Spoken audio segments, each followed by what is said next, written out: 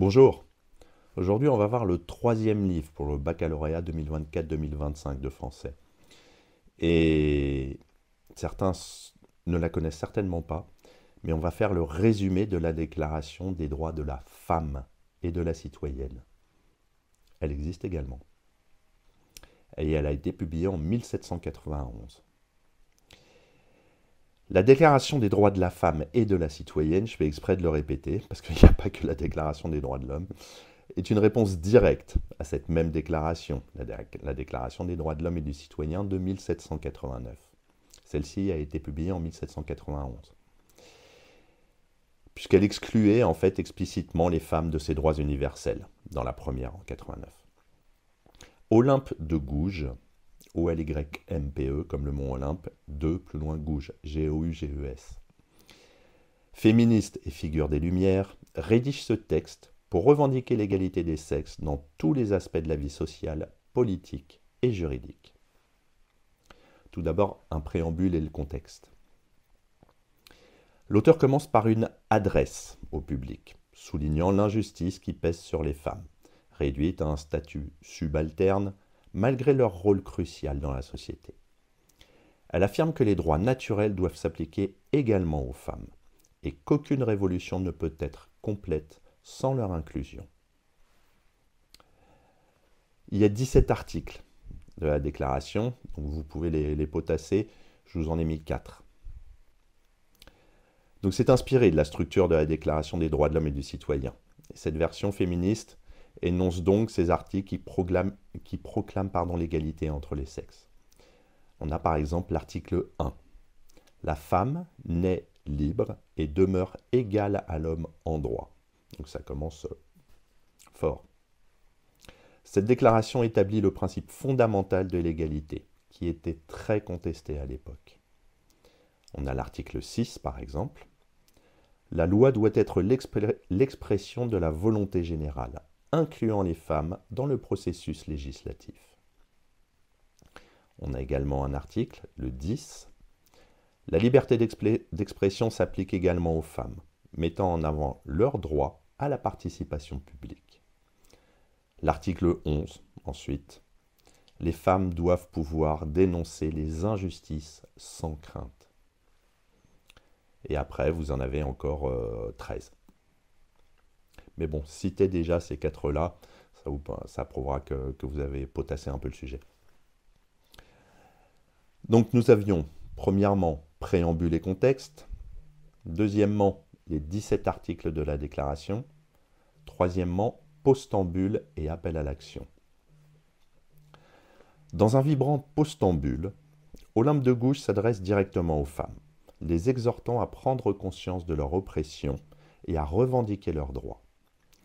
Elle critique également les hommes qui se prétendent progressistes, mais maintiennent l'exclusion des femmes. En quatrièmement, on a l'exemple de la femme mariée. Elle met en avant une formule du contrat social entre l'homme et la femme, dans le cadre du mariage. Ce contrat propose une égalité dans les obligations et les droits des deux partenaires, une idée révolutionnaire d'ailleurs pour son époque, à mettre en avant. Si on analyse cette déclaration, donc on va le faire en 4 points.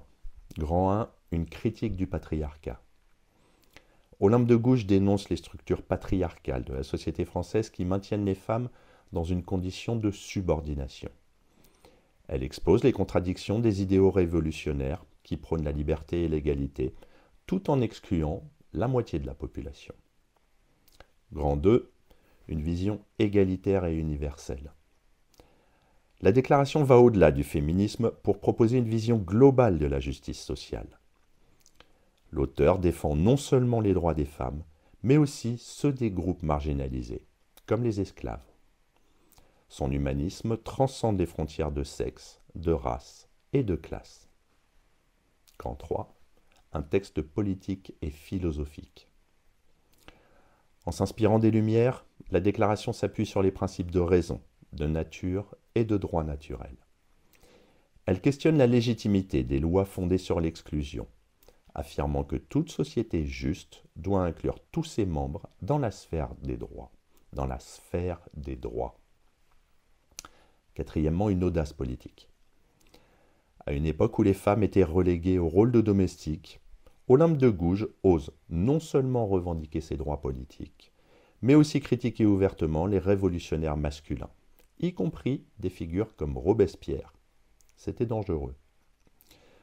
Cette audace lui vaudra l'hostilité de nombreux contemporains. On peut imaginer qu'il y a des personnages en fait dans cette déclaration. On va décliner en 3 points.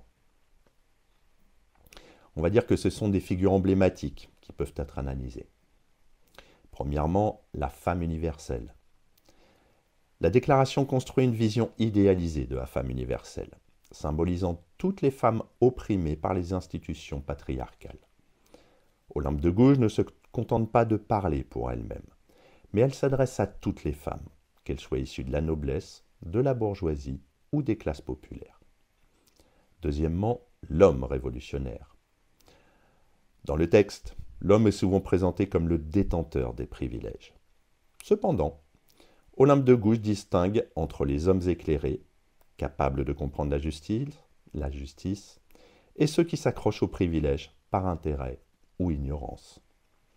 Troisièmement, Olympe de Gouges elle-même.